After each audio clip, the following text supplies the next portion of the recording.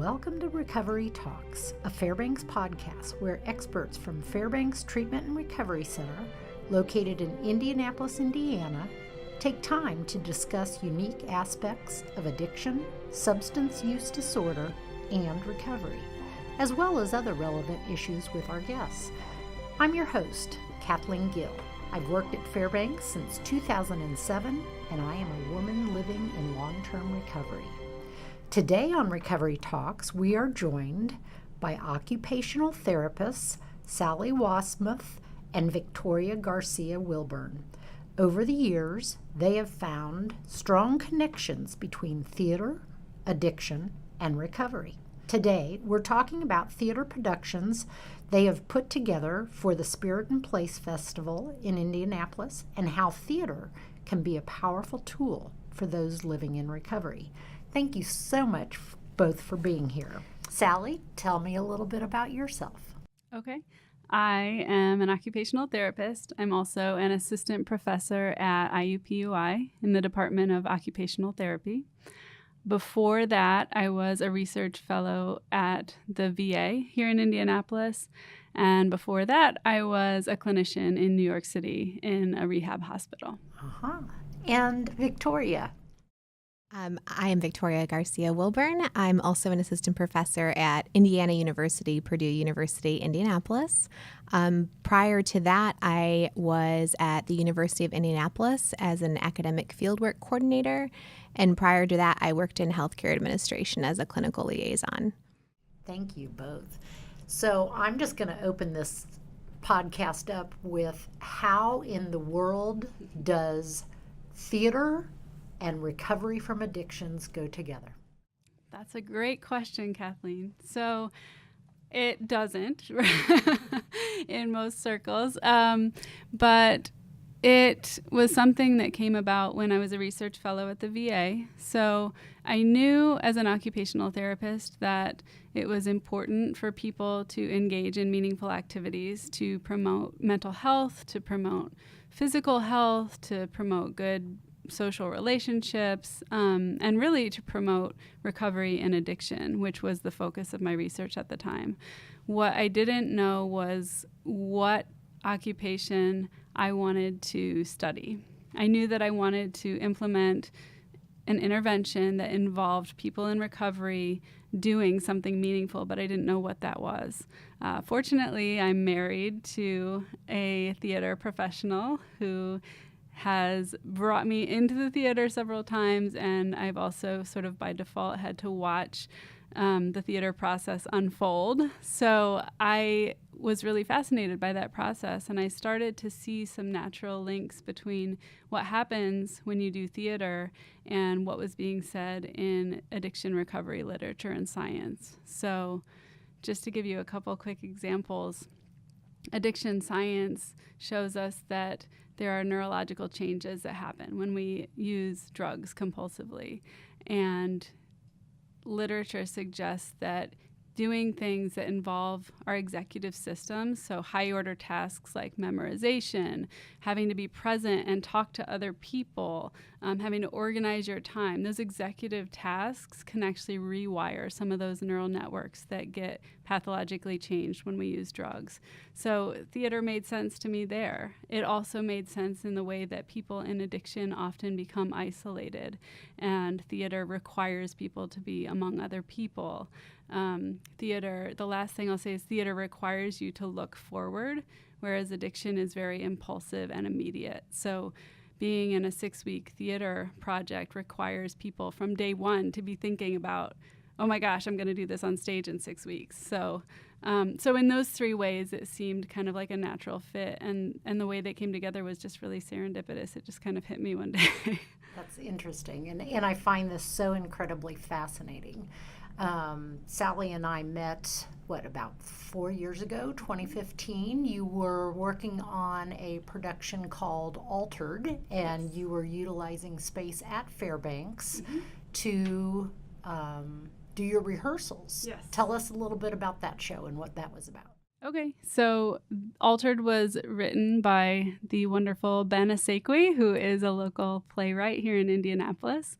And it was written specifically for this project. So I created a 6-week protocol where people in early addiction recovery would come and rehearse the play Altered for 6 weeks. We would talk about the script. We would talk about how it relates to our lives with an occupational therapist and with one professional actor and a professional director. And so we rehearsed Altered for 6 weeks and then performed it in the community. And then at the end of the show, the people in recovery who acted out the roles would then come on stage as themselves and participate in a question and answer session with the audience to really share their experience of being in the production and their experience of addiction, with the goal really being that addiction isn't just about recovery of individuals. It's about reconnecting with the surrounding community and helping the community see that addiction, the life that people live in active addiction, is something that we can all maybe start to understand a little bit more or relate to a little bit more as members of the community. So that was kind of the goal of the script when Ben wrote it, to make these sort of themes about addiction accessible and understandable to anyone in the audience. So. And it was so delightful to watch the people, the performers. Each week they'd become more and more confident in themselves, and they'd come out smiling, and they'd have this proud feeling that they would carry with them. And I got to see that grow and grow week over week. And that was a beautiful and very unique perspective of watching somebody change in their early recovery. Yeah, and it's always really fun for us too, as the clinician and as the theater people, because we set it up so that we're all participants. There's not like a therapist and a patient. It's just all of us together doing theater. So we grow too, and we get, excited about it as well. So it's kind of this growing together with all of us at the same time. Win-win. Yes. So then in 2017, Fairbanks submitted an application to participate in the Spirt Place Festival. And at that point in time, we kind of joined forces and reconnected and created another performance called I'm Doing This for the Rest of My Life. Tell our audience about that performance. Sure. So that was the first of many projects that have now resulted from that initial project that both of us have done. So that was the first one. It was a really exciting time. So this is when we took theater and used it in sort of a different way. So instead of the goal being to help individuals recover, the goal became to promote occupational justice and to educate communities about stigmatized conditions and different societal issues. So this first one was about the opioid crisis and addiction in general. And it basically was the product of me and Victoria going out into the community and gathering occupational narratives, which is a tool that we use as occupational therapists, gathering those narratives from people who were in recovery from opioid use disorder and also other behavioral addictions, food addiction, sex addiction, all kinds of different addictions. Taking those narratives and handing them over to Tom Horan, another wonderful playwright here in Indianapolis, who took those scripts and really tried to maintain the natural voices of those participants, but crafted it into a theatrical production, which we then put on stage with this time professional actors instead of the people that were in recovery, and created a professional theater production, again followed by a talk back, just to kind of educate society about that experience and to serve as a platform for community conversations about the opioid crisis. And that performance was nothing short of amazing. It was really incredible, and that is where I had the opportunity to meet Victoria. So my first question was, how does theater and recovery from addiction go together? And still one, even after a couple of years of knowing you ladies, I continue to struggle to put occupational therapy and recovery from addiction together. So Victoria, share with us a little bit about how that works. Yeah, so I think what really drew me and attracted me to Sally's work is the strong emphasis on community.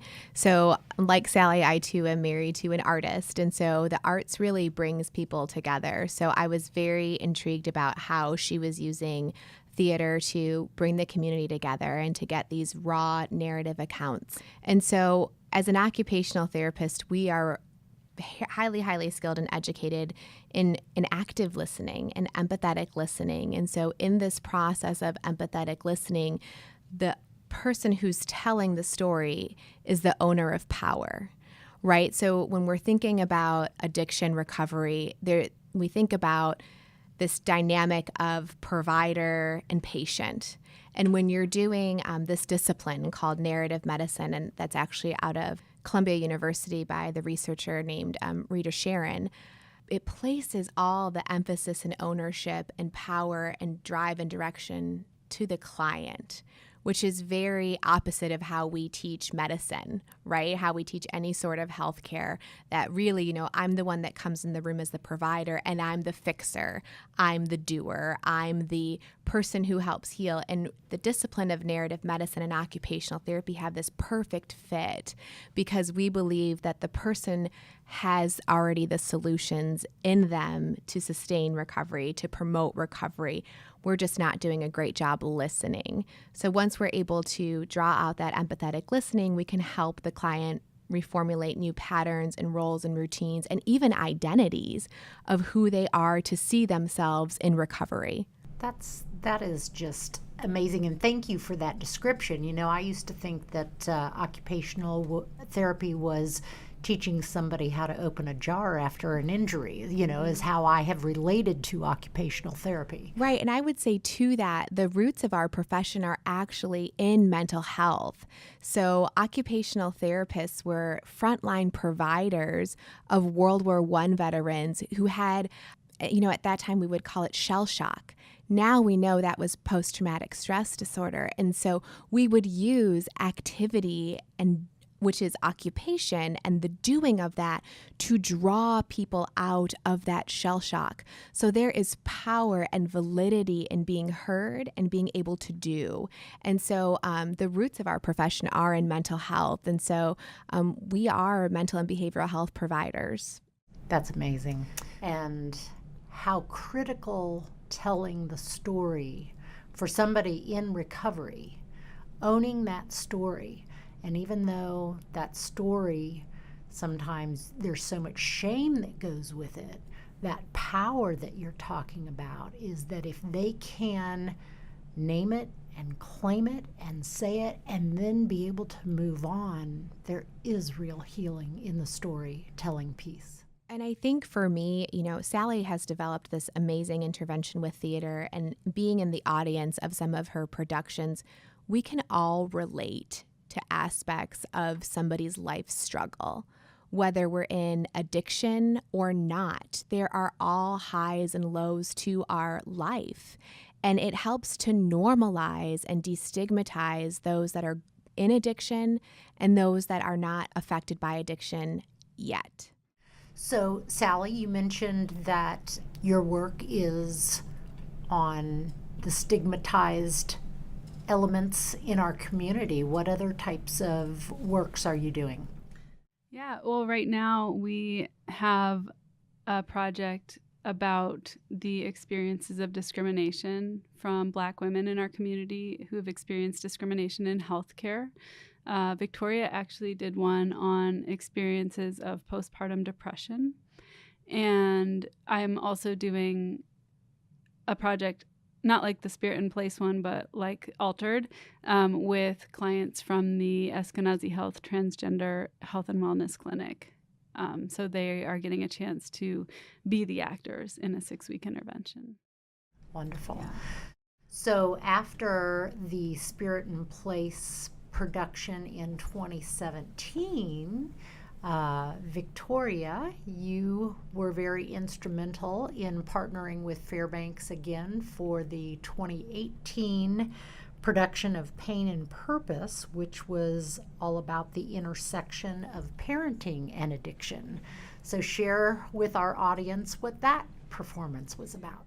Sure. So subsequently, during one of the interviews, we had met a member who had worked at Hope Academy at that time. And so thus began my relationship with the Recovery High School, Hope Academy here in Indianapolis. And it was just amazing walking through adolescence and addiction and seeing the different dynamics between themselves, their parents, their community, and their ability to transition on to young adulthood after high school. So I really wanted to understand that dynamic further, and I chose to use, again, narrative medicine, utilizing this narrative interviewing and taking sets of different parents that had a child in addiction during adolescence. And so that work has really been, I think, the lifeblood of now will be probably the rest of my career in looking at adolescence and parenting and the loss that occurs. I can't speak for every state, but I can only speak for Indiana. In Indiana, our highest risk category of addiction is those in adolescence. The age of first use is 12 years old.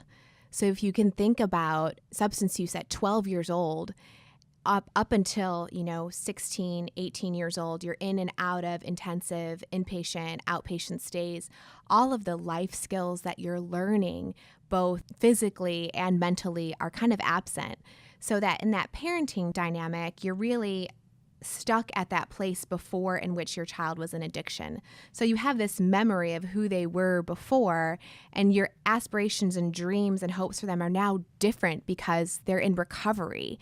And so there's this ambiguity. And so I had stumbled upon a theory from, her name is Boss, and she has a theory called ambiguous loss. And the theory of ambiguous loss says that I'm here, but I'm really not here. So somebody can physically be present, but emotionally be absent. And it's actually some of the most difficult grief to recover from because there is no closure. And so as I was doing these interviews, I could see that theme of ambiguous loss through these accounts. And so what I'm working on now is a research project of a lot of parent groups and seeing if there's some similar findings. In the discipline of occupational therapy, I have created a term that's called co-occupational ambiguity, because the roles and expectations that we have for each other within our family are now blurred. It's an interesting concept and theory, and so I'm excited to continue to work through this research. But I think the work that has derived from these projects has been so fruitful, and things that we have both come across that I don't think we would have ever imagined. Right. At Fairbanks, the parents that you talked to were from our Thursday night parent support group, and there were several parents who were willing to share their story. So not only for the addict or the alcoholic to identify and get real with telling their story, the disease of addiction affects an entire family, and so it's critically important for the family members to be able to share their story and their journey through that as well.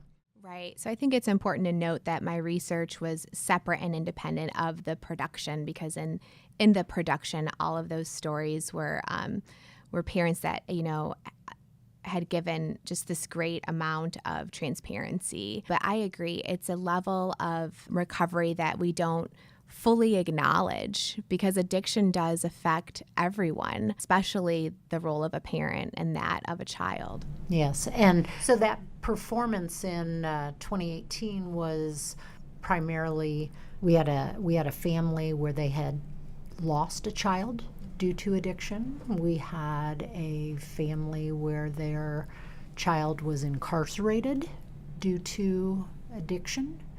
And we had a family who had witnessed their child find recovery and sustain that. So it is a lot of different paths and a lot of different stories, right, blending all together to put that production together. Victoria, I see you at Hope Academy once a week these days. Tell us what you are doing with Indiana's only recovery high school. Yeah, I just feel really privileged enough to have them as a community partner. I think, we work we work very closely together to enhance the programming that's offered at Hope Academy. And occupational therapy is just one way in which students can benefit. We work on real tangible things like higher life skills, occupations or tasks that they used to do before addiction that they have never come back to, and so helping them reintroduce them to those occupations. There was a student there that used to previously cook and bake with her friends before she started using, and she had never entered the kitchen again since being in recovery. So there was like 5 years between the last time she's actually followed a recipe. So her and I got in the kitchen again, and just to see the smile on her face that she was doing something that she used to do and that she can still do that, and just seeing the level of independence and ownership that it brings towards student, I think is really powerful. So occupational therapy for sure has a place in the recovery high school model. Fantastic. What should we know about occupational therapy? Every time Victoria and I partner with virtually any organization in the community and bring occupational therapy services there, that community site is devastated when we leave. And they want to know how they can keep an occupational therapist within that site. And so Victoria and I's work has really become focused on obtaining grant funding to create positions. And I just think, anyone listening to this podcast or anyone that is passionate about addiction recovery or wellness in general should know to help get the word out that our legislators and our community needs to know that these services are available because there is a major provider shortage, right? And so if we can get the word out to legislators and to donors and funders that these services are really valued but are not supported at this time, I think that would be a good message for us to share, Is there anything else you want people to know about your work? There was just a moment earlier when you were talking about the power of storytelling, especially for people recovering. And one thing that one of our participants said that has always stuck with me was that he has told his story several times in meetings to other people. But in this specific project, he told his story to us. And then we gave that story away to a playwright. And then that story was given to an actor. And then that story was projected back to him. And he said that was a really, really challenging, vulnerable experiment, but also incredibly powerful because not only did he see his story projected back to him, but it was now something that he didn't get to edit anymore, or he didn't get to control like what was being shared, and how it really just, even to bring back that theme of powerlessness in the 12 steps of the 12-step program, he experienced that sort of powerlessness with his story in a really paradoxically powerful way. And I think that's always stuck with me that he shared that. So I just wanted to share that with you all. Yeah, and I would just add to that is that when I was doing one of the interviews, the person that was being interviewed shared that they had never told their story in that way because they had never felt like they had the ability to say everything, that they weren't being judged or analyzed or critiqued during that process. Because when Sally and I complete many of our qualitative interviews, we really try to not say much. I mean, would you agree with that? I mean, we really try to let this be just an authentic account from the person that's telling it. And so I think there is just such power to that whole art, if you will. So you mentioned about the young man who was seeing his story projected back to him. What kind of feedback are you getting from your audiences who view these performances? Let me just speak to the experience of live theater because I think it's truly something special. So when we're at a theater, we're doing something that's quite different from most of the things we do with entertainment today, right? We're usually on Facebook where people can edit themselves and present an image. We are watching TV that's edited and perfected and made to be at a certain speed. With live theater, it's all real, right? You're there with the actors in real time. You as an audience member are part of the production. The actors are with you. The actors are affected by you. You're affected by the actors. It's kind of this like fully immersive experience. So I think that in and of itself sets the audience up for a certain kind of experience that can truly kind of impact them.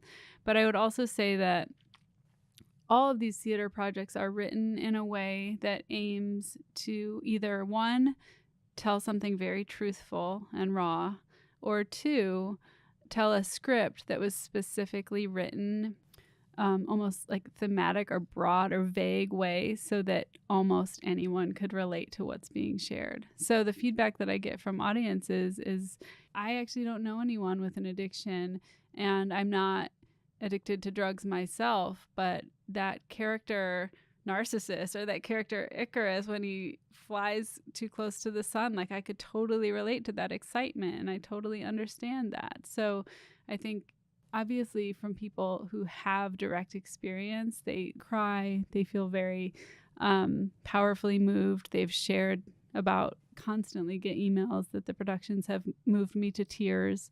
I would say it's the people that don't know anyone with addiction who are moved that kind of speak to how powerful I think these productions can be. Well, and the important thing is that we are starting dialogue. You know, the stigma creates such a barrier, and so much shame goes with it, and this is such a unique way to talk about it and present it and start the conversations. And so we are very, very grateful for the partnership that we have been able to form with you both at Fairbanks. And I hope that we continue to start conversations. So Sally and Victoria, thank you so much for your time and joining me today. At Fairbanks, we like to say, together we can. So that's an open-ended statement that means we can do more together. How would you fill in that blank? Together we can change our community. Gosh, there's so many words that come to mind. I think together we can grow, together we can heal. I think maybe the one that sticks out the most is together we can see each other. You know, if we approach each other and really listen and look, we can, that's a powerful spiritual experience, right? That connection. I think that's kind of the heart of recovery. So. Empathetic listening. So we all need to embrace occupational therapy, it sounds like. So thank you again, ladies. This has been Recovery Talks, a Fairbanks podcast. If you or a loved one needs support in the journey of recovery, the experts at Fairbanks Treatment and Recovery Center are here for you. Visit our website, fairbanksrecovery.org, for recovery resources, or call 800-225-HOPE for immediate help. Thanks for listening.